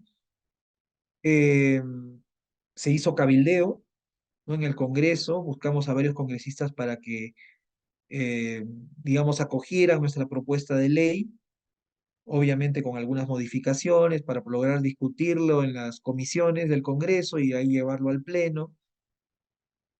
Casi no, nunca tuvimos éxito. En esto no tuvimos mucho éxito. Sí se logró que algunos congresistas asumieran esto, ¿no? Y que, sobre todo en la Comisión de Descentralización y de Pueblos, se abordara el tema.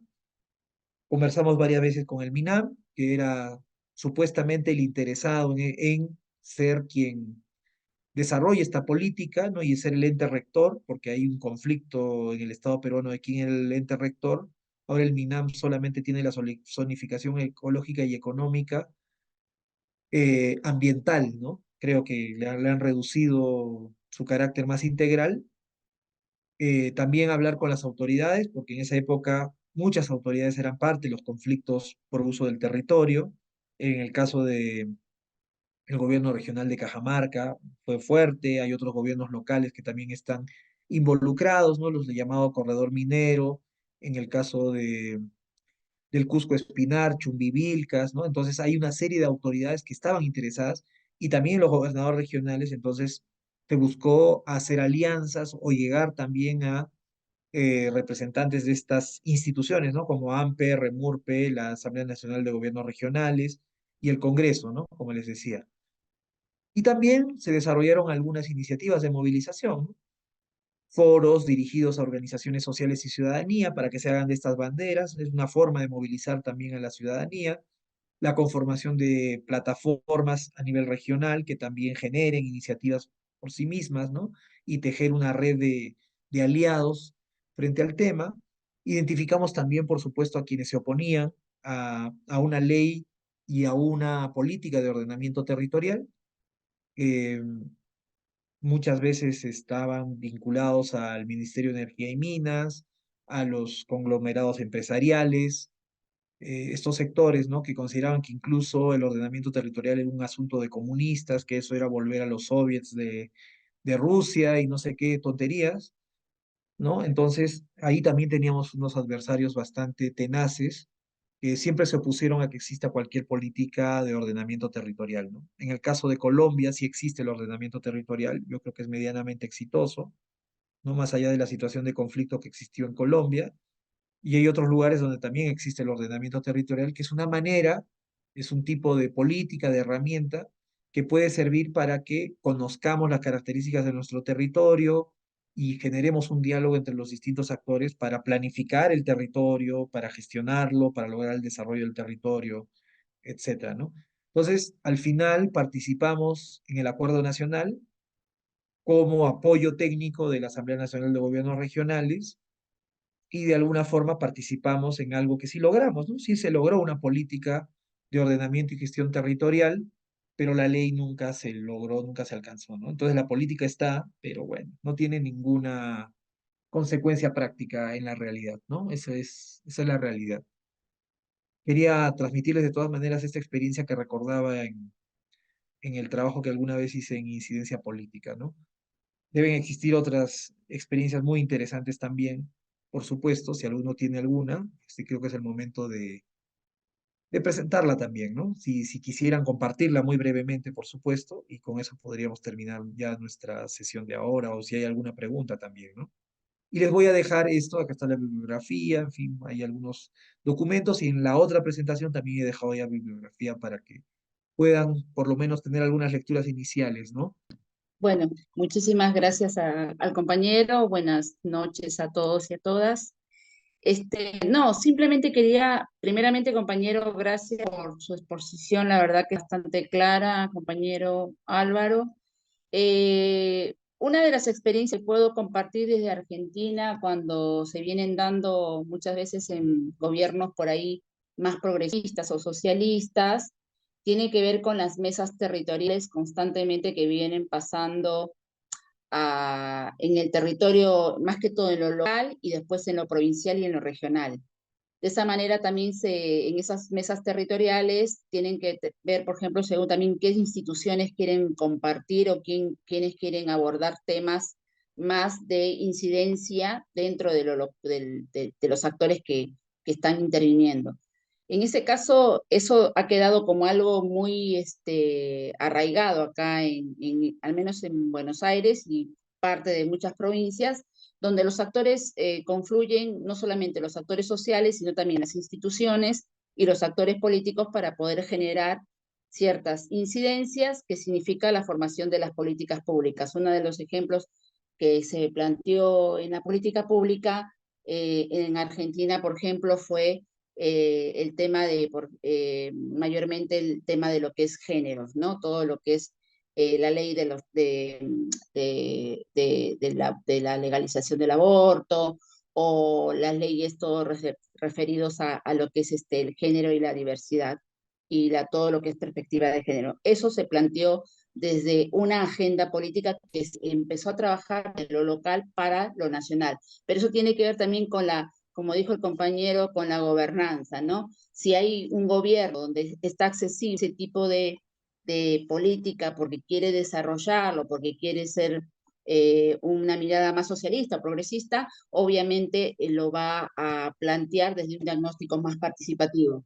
Y también está la forma esta que dijimos del cabildeo o del famoso lobby, que mayormente eso plantea, mayormente esos tipos de políticas públicas se plantean más que todo en una minoría, no en una mayoría, porque la mayoría justamente es la que hace la presión para generar la política pública. Entonces, acá en Argentina, como herramienta y de experiencia y como algo cotidiano, las mesas territoriales, según la economía, según esas de instituciones como el Instituto Nacional de Societivismo y Economía Social, o desde perspectiva de género, se vienen desarrollando desde mucho tiempo. Entonces, eso hace que se pongan en agenda, por ejemplo, la soberanía alimentaria, por ejemplo, la perspectiva de género, se viene dando la agenda del territorio para con la nación. Hoy día, en estas circunstancias, lo que está pasando en Argentina es que esto que hablábamos, ¿no? De despolitización del territorio, no solo se viene dando en Perú, sino que se está dando en todo el mundo, esto de que no me importa la política, pero también esto de la naturalización de los conceptos equivocados. Por ejemplo, acá se está dando cuenta, y gracias a un referente importante que es nuestro presidente, zurdos o peronistas o izquierdistas o comunistas o socialistas o hasta marxistas son todo lo mismo. Entonces, en el sentido común del sujeto colectivo, cree que es todo eso y no es así. Entonces, me parece ahí tenemos que nosotros empezar a debatir y a poner en conciencia las palabras desde lo conceptual y generar una clarificación de los conceptos para no tomarlo como algo bueno, se están confundiendo o bueno, o dejarlo pasar. Y no hay que dejarlo pasar. Me parece que eso también es algo importante que tenemos que plantearlo. El qué, cómo lo decimos, qué decimos y aclarar todo el tiempo para poder también generar un concepto que tiene que ver con eso, ¿no? Pero bueno, eso, solamente eso quería proporcionar, compañero. Gracias. Muchas gracias, estimada Sonia. Importantes los temas que plantea y que ahora nuestro compañero Álvaro ha de responder. Entonces, Álvaro, te damos el pase porque son varias cuestiones y si hay alguna otra consulta, bueno, será terminando tus respuestas. Sí, más que responder, gracias Sonia nuevamente por compartir esta experiencia. En el caso del Perú, un mecanismo también que funcionaba mucho y que funciona mucho en los conflictos es también que se establezcan mesas, ¿no?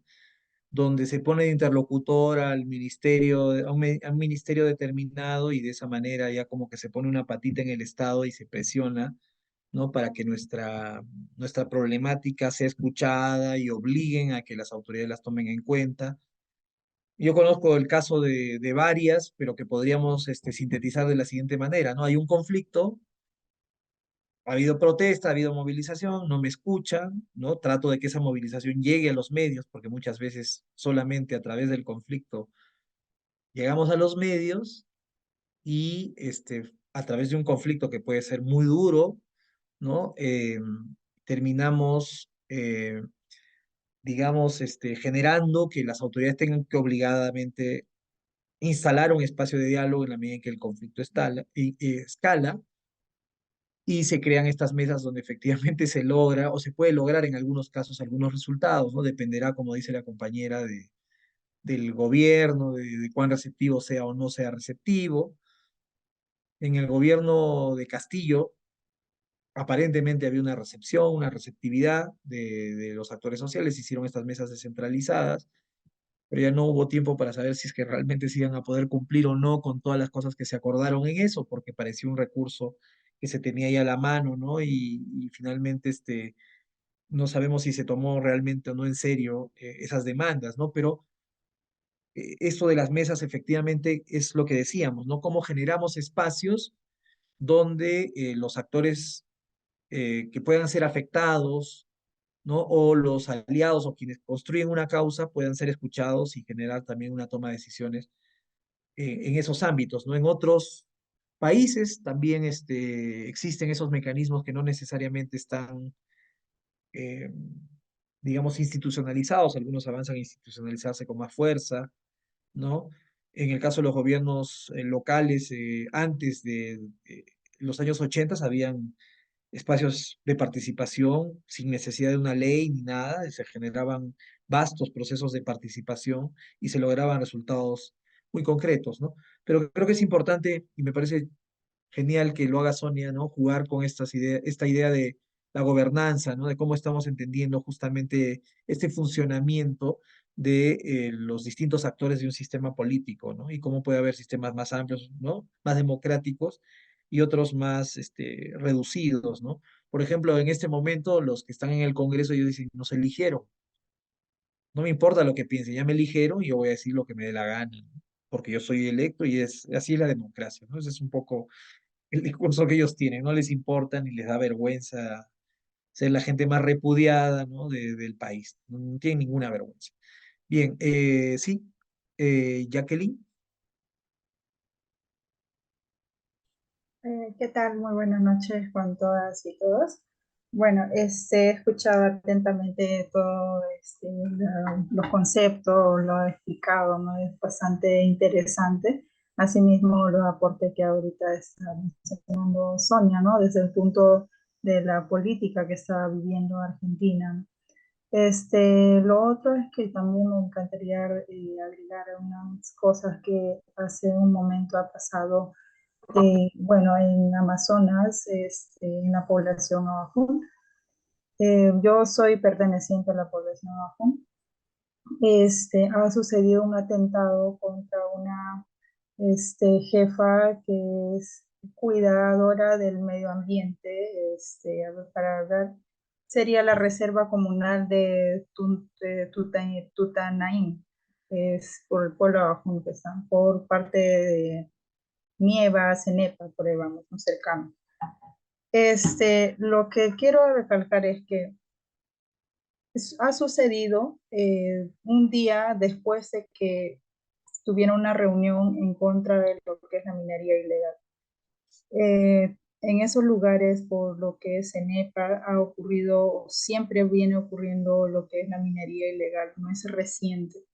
Entonces, se puede decir que se ha destapado este problema que ya estaba desde mucho antes, con todos estos problemas que está sucediendo también con la deforestación, las leyes que están dando, ¿no?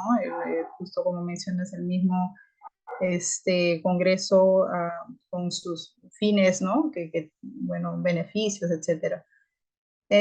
Lo que han hecho es un grupo, bueno, atentaron, han quemado la casa, prácticamente han querido, ¿no? Atentar contra su vida. Gracias a Dios que ella se encuentra bien porque estaba en un lugar de trabajo. Ha sido bastante fuerte porque es parte de mi familia, es la hija de mi hermana, ¿no? Entonces, cositas como que durante los años que, bueno, he ido observando, ¿no? Hay varios puntos, ¿no? Ahí en la localidad. Los mismos pobladores también participan o son parte del trabajo que realizan de la minería ilegal, porque no tienen otro más fuente de trabajo o no piensan que sería un ingreso económico más factible para ellos, ¿no? Entonces, la parte de lo que antes se trabajaba con lo que es la agricultura o la parte de la ganadería que se hacía, ¿no? Entonces, ya lo han ido dejando, estoy hablando de esas poblaciones de, ¿no? Condorcanqui por ahí, eh, ya se dedican más a lo que es el trabajo ilegal de lo que es la minería. Entonces, lo que sí cabe recalcar que también los mismos pobladores de la localidad, ¿no? También han sido partícipes, ¿no? No me quedaría duda que también ellos mismos hayan sido también atentando eso, porque, como digo, no es reciente ese trabajo que viene realizando, obviamente con otros grupos que también participan para poder sacar ese minería ilegal. Hay varias cositas que hoy día ha sido, ¿no? Este atentado. Toda la mañana con mi familia hemos estado reuniéndonos para ver para que ella esté bien resguardada, porque realmente han amedrentado contra su vida y es la misma institución donde ella trabaja, que es el CERNAM, también mandó un comunicado en la que están respaldando, ¿no? Para que no suceda más o no vaya más a casos más fuertes contra su vida. Entonces es como que hoy día he estado todo el día prácticamente bastante nerviosa, bastante con sentimientos encontrados prácticamente, ¿no?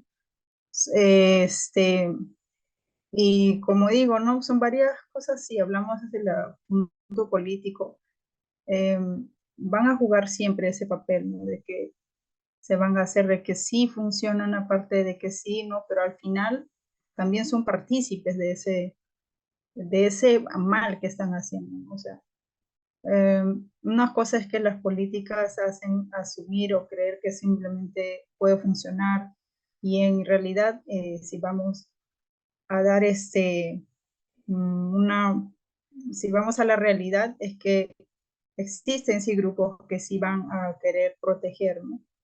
El medio ambiente, como es el caso de grupos como, ¿no? Los cuidadores, etcétera. Pero si vamos más allá, realmente todos están haciendo eso, realmente todos van a la misma idea o la visión que tienen Entonces ahí puede haber un fallo, ¿no? Como ha pasado hoy. Y son esas cositas que de verdad me tiene bastante pensativa también. Tremendo, ¿no? Lo que ella nos cuenta y es un poco lo que estamos viviendo en el país, ¿no? Y como vemos este tema de la política en general, ¿no? Y cuando queremos intervenir en política, en las decisiones públicas, pues no es un escenario fácil, menos en países como el nuestro, ¿no? Y vemos que en realidad, pues, la disputa de poder es muy fuerte, ¿no? Los actores con poder y cómo un sistema económico, un ordenamiento político es clave para también definir esos intereses sociales, ¿no? Y lo que ella menciona es que efectivamente cada vez más sectores de la población, ¿no? De la ciudadanía, ven en la minería una salida, como no es una actividad ordenada, como no hay ningún otro tipo de empleo, pues es un sector que también hay sectores que también se pliegan, ¿no? Y podemos llegar, estamos en medio de dinámicas criminales además, ¿no? Donde actúan pues ese tipo de actores que crecientemente van teniendo más influencia, incluso representación política, ¿no? Porque muchos de los congresistas responden a esos sectores, en fin, esa es la política efectivamente, ¿no?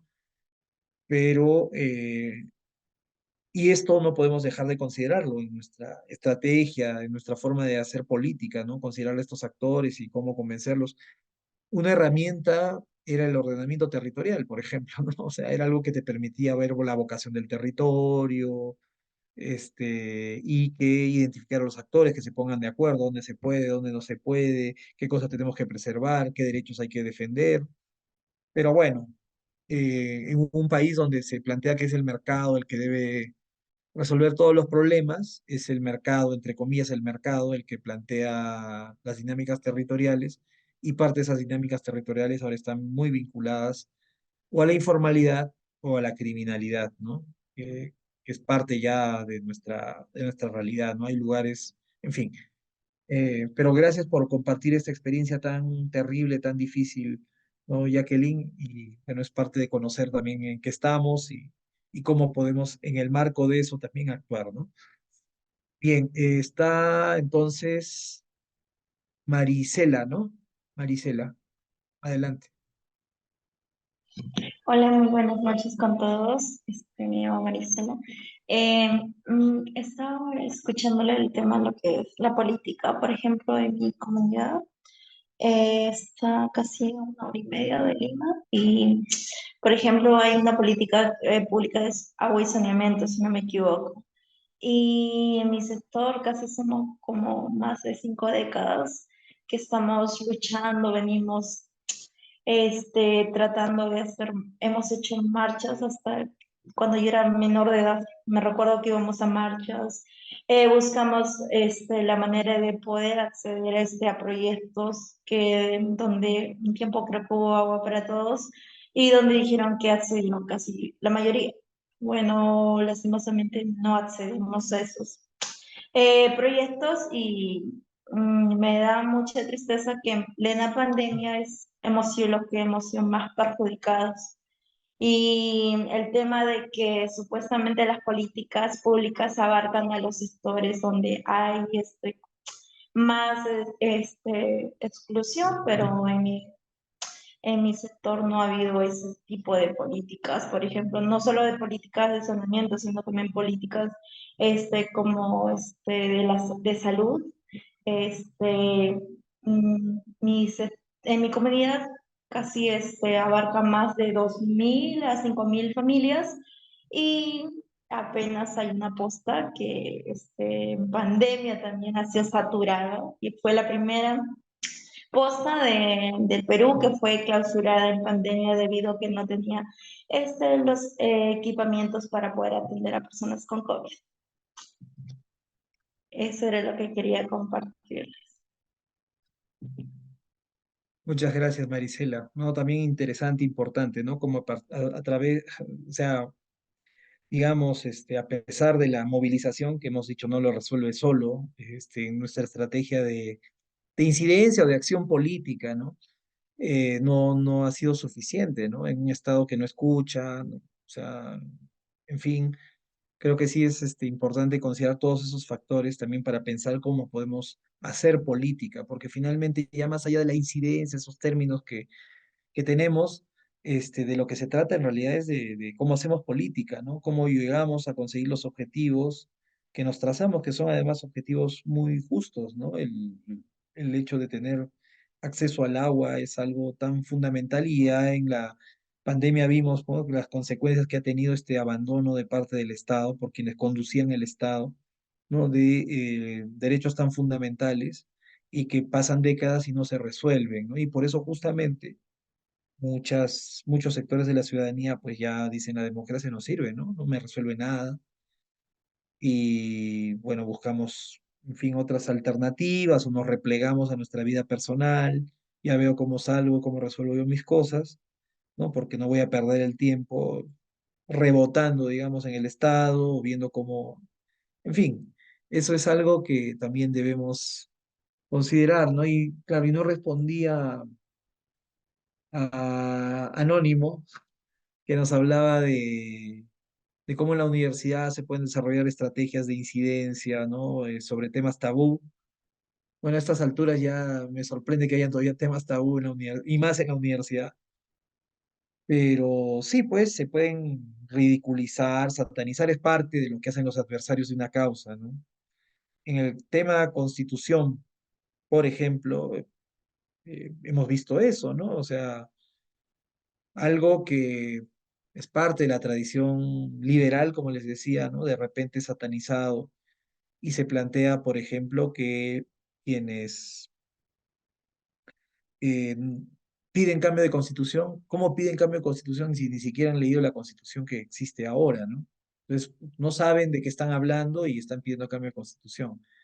Yo siempre me pongo a pensar en algo que decían los especialistas en temas constitucionales, ¿no?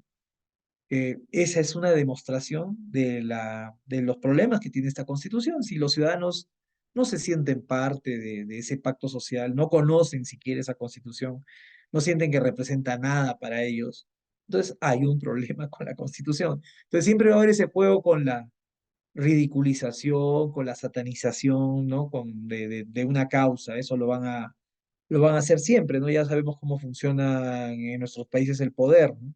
Cómo se criminalizan las demandas de determinados sectores, ¿no? Entonces, bueno, hay que saber responder a esos argumentos y hay que saber desarrollar estrategias para que haya gente que entienda de qué se trata, ¿no? Cuáles son los problemas que genera, por ejemplo, que alguna gente no tenga derechos, un sector de la ciudadanía como no tenga acceso a derechos, ¿no? O sea, y podemos hablar de casos muy específicos, ¿no? Yo conocía, en fin, podemos hablar en algún caso de experiencias de cómo no tener esos derechos, pues termina teniendo consecuencias bastante graves que pueden sensibilizar a la gente.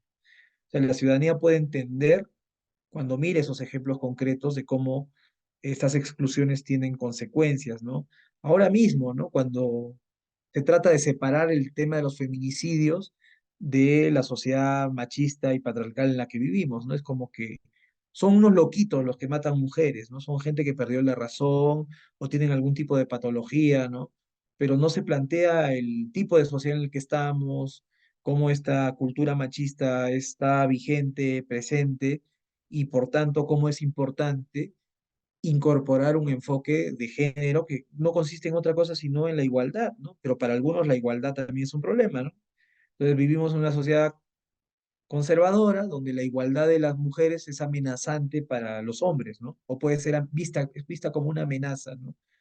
En fin, podríamos hablar mucho más del tema, pero creo que siempre podemos formular una estrategia y para eso obviamente necesitamos también de gente creativa que sea capaz de conectar con la gente, ¿no? Y hay herramientas para poder trabajar eso también, ¿no?